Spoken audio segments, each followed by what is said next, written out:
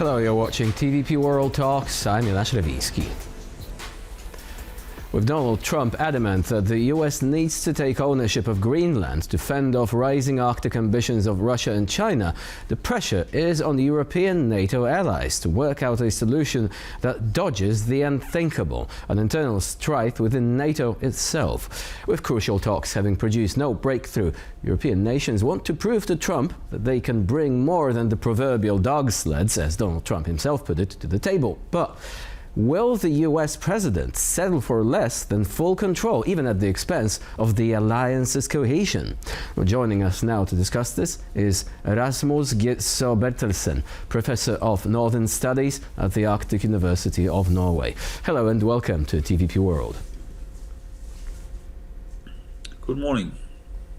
So let's begin with the latest talks. Apparently there is no breakthrough. There is going to be a working group, but the two sides of the process seem to have been unable to convince one another that any compromise is possible at this stage. What do you think is going to happen now?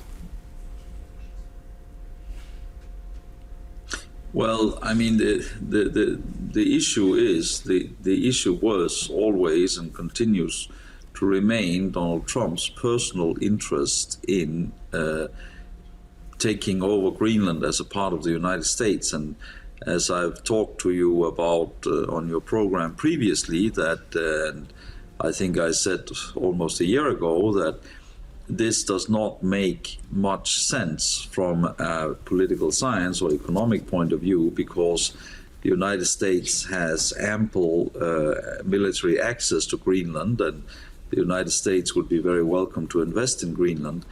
So this is about Donald Trump's personal ambition, and I think he's been very clear about that in New York Times interview. It's about his personal ambition to expand US territory by 20%. And of course, it's very, very hard to compromise on that. It's very hard to design a compromise on that. And you have the Danish, the Greenlandic, the European side, and I suspect many people in the US system who understand perfectly well that there's no geostrategic, military or economic reason for this. And then you have President Trump on the other side. So that's where we stood before the meeting yesterday, and that's where we continue to stand. Did Trump make it clear that this is about expansion? Mostly the narrative coming from the US seems to be about, first thing, rare earth minerals, and second thing about security, specifically the plans for an extended missile shield to protect against potential attacks from Russia and China. Now, if we follow Trump's reasoning, can America compromise? What if Trump thinks, okay, I can make a deal with one government? What if another government comes along and says, actually, these US installations are not welcome here for whatever reason? Is he driven by this desire to create a situation whereby he will not have to depend on anyone? Well, that's true that but it is true what you say, that in principle, Danish, Greenlandic governments could ask the United States to leave, but that's simply not imaginable. I mean, how to say, the United States has so overwhelming military, economic, diplomatic force, etc. And then, of course, the United States could return where we are now. And the other thing is that Denmark has, since 1949, Denmark is a founding member of NATO, Denmark has been an exceptionally loyal ally to the United States. I mean, in the 1950s and the 1960s, the Danish government permitted, against Danish policy, permitted the United States to keep nuclear weapons in Greenland, which the Danish government hid from the Danish public, the Greenlandic public. And of course, the last 25 years, Denmark has been an exceptionally, also like Poland, an exceptionally loyal ally, following the United States to Iraq, to Afghanistan.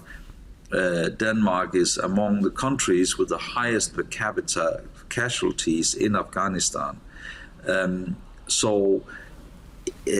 Yes, outside Donald Trump's personal ambition, this does make very little sense. What about the damage being done to the reputation of the alliance as a cohesive organization that is based upon unity and shared values? Can this be undone, even if there is a deal of some kind? Well, I mean, the NATO alliance has always been very, very unbalanced. And we like to talk about an alliance, we'd like to talk about shared values, etc. But the reality is that the NATO alliance has always been extremely unbalanced between American power and European dependency.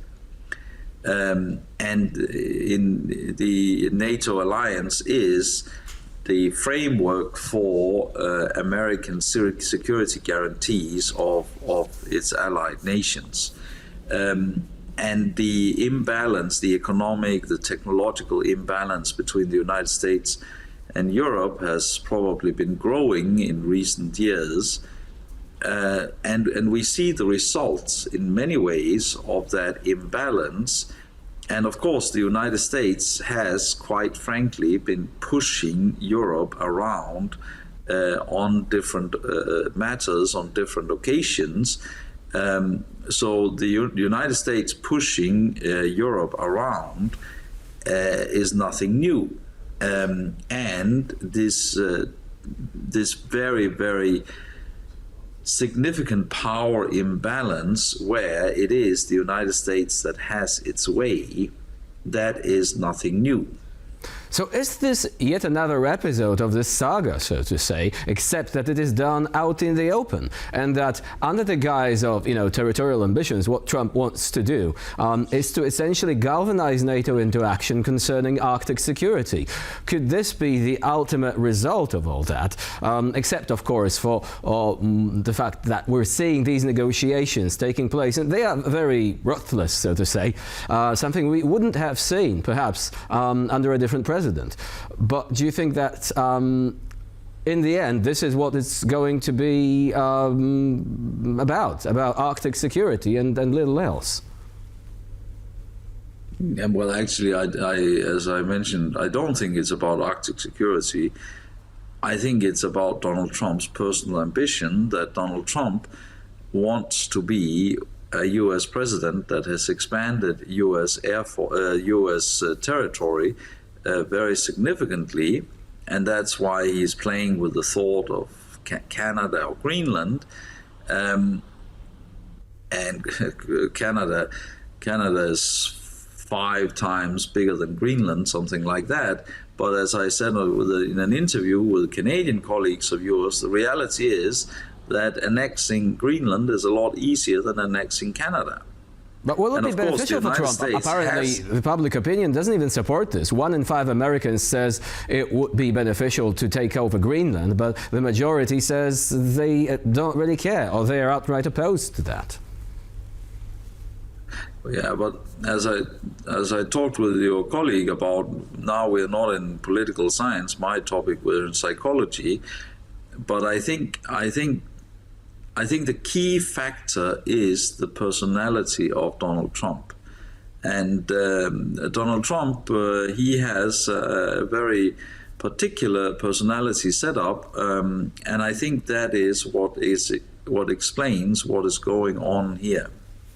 Also, you can see that well, of course, the United States has a long time ago approached Denmark to buy Greenland, but we're talking about 1946.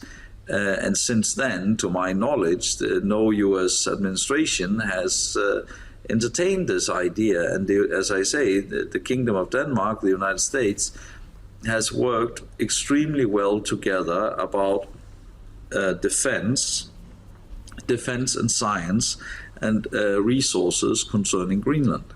So what has changed? Yes. One final question, because we're unfortunately running out of time. How do you think Trump is going to react to the deployment of European forces to Greenland?